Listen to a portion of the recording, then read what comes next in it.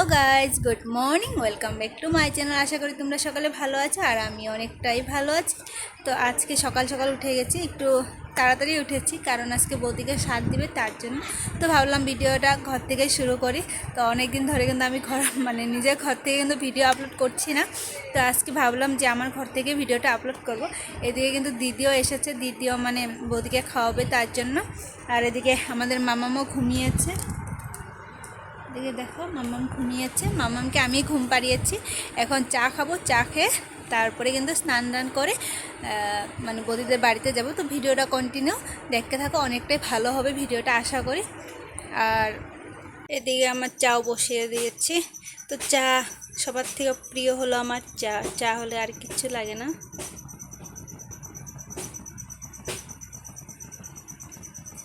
চা নিয়ে নিয়েছি, তো চাটা খেয়ে নিই, তারপরে রেডি হয়ে তোমাদের সাথে দেখা হচ্ছে। তো গাইস, আমি ঘর থেকে বেরিয়ে গেছি। এদিকে মাম্মামকে রেডি করে নিয়ে এসেছি। তো এখন এখানে গিয়ে তারপরে তোমাদের সাথে আবার কন্টিনিউ কথা বলছি।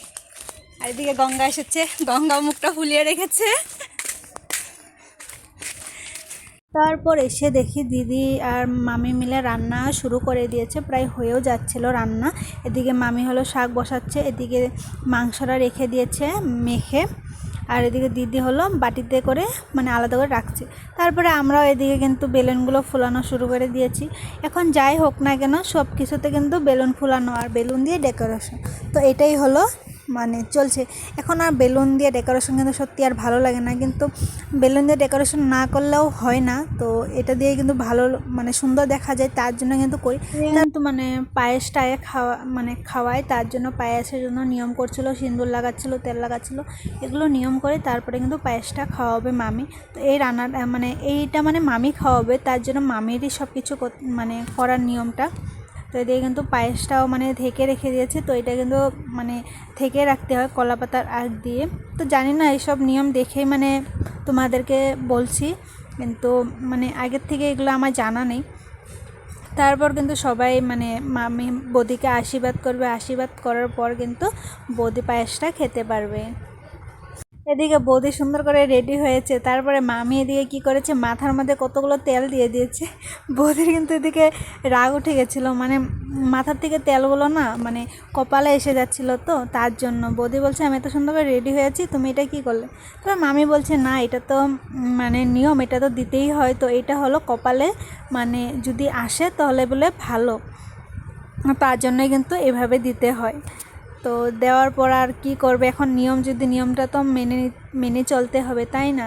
তো এখন কিন্তু সব কিছু করার পর কিন্তু পায়েসটা খাবে। তোমরা কন্টিনিউ দেখতে থাকো, তাহলেই বুঝতে পারবে। আর এমনভাবে কার কার নিয়ম সেটা তোমরা কমেন্ট করে একটু জানিও। তো সবার নিয়ম কিন্তু আলাদা আলাদা থাকে, তো তার মধ্যেও কিন্তু সবার কিছু লোকের সাথে আমাদের নিয়মগুলো মিলে যায়। তো তার জন্যই বলছি, একটু জানিও কমেন্ট করে। তোমাদেরকে তো বলেছি যে আমাদের দিদি আর মামি মিললে শাকটা দিচ্ছিল। তো মামির সাথে মামি দেওয়ার পর আশীর্বাদ, তারপরে কিন্তু এদিকে দিদিও আশীর্বাদটা দিয়ে নিল। তো দিদি তো জানে না, তো ও কোনো দিন কাউকে এভাবে খাওয়ায়নি বা দেয়নি, তার জন্য কিন্তু মামিকে বলছিল যে আমি কিভাবে কি করব তুমি আমাকে বলে দাও। তারপরে কিন্তু মামিও দিদিকে বলে দিচ্ছিলো যে এইভাবে করে এইভাবে দাও, তাহলে হয়ে যাবে। তো দিদি তো জানেই যে বৌদি এত সুন্দর রেডি হয়েছে, তো এত তেল যদি আমিও দেই তাহলে তো বৌদির রাগ হবে। তো হাতের মধ্যে কোনোভাবে একটু নিয়ে তারপরে কিন্তু দিয়েছিল, এত দেয়নি। তো দিদি তো এগুলো বুঝতেই পারে।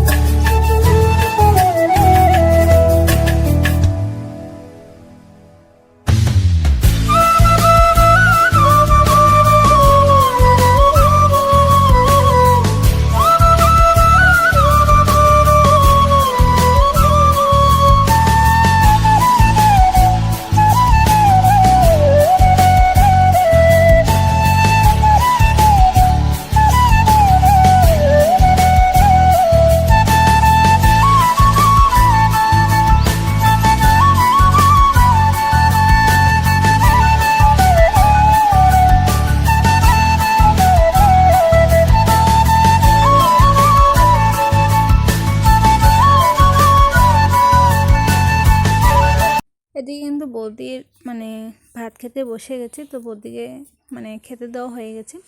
তো আমরাও মানে বসে বসে দেখছিলাম তো খেতে পারবে কি না, তো এতগুলো তো খাওয়া সম্ভব না, তো মানে একটু একটু খেয়েছে আর বাকিগুলো রেখে দিয়েছিল। মানে যেটা যে খেতে পারে না সেটা কিন্তু আর বড় মানুষই খেতে পারবে না, তো বৌদির থেকে যেগুলো ছোট মানুষ তারাই খেতে পারবে, তো আমরাই খেয়েছিলাম।